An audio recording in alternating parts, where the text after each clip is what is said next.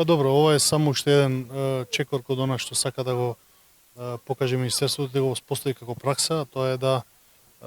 изградиме што е можно повеќе спортска инфраструктура, која што на крај на денот ќе помага и на професионалниот спорт, меѓутоа ќе помага и за рекреација на сите оние дечиња кои што сакаат да се занимаваат со спорт и преку создавањето на услови за бавење со спорт да се изградиме една поздрава иднина генерално во целина, за да можат сите тие утре дечиња да израснат во луѓе кои што ќе се базираат на вистински вредности, на вредности кои што ги промовира спортот.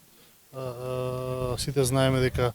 спортистите генерално и во принцип важат за луѓе кои што имаат свои принципи, свој збор, се честни, така да што е можно повеќе спортисти, без разлика дали ќе бидат успешни или не, меѓутоа да се бават со спорт, тоа е за нас голем успех, затоа што ќе бидат луѓе кои што утре се тие кои што треба да ја водат државата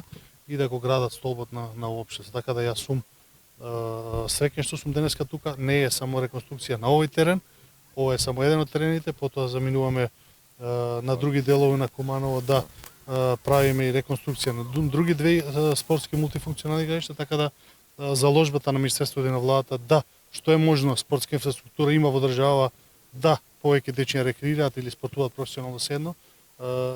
Мислам дека после година и неколку месеци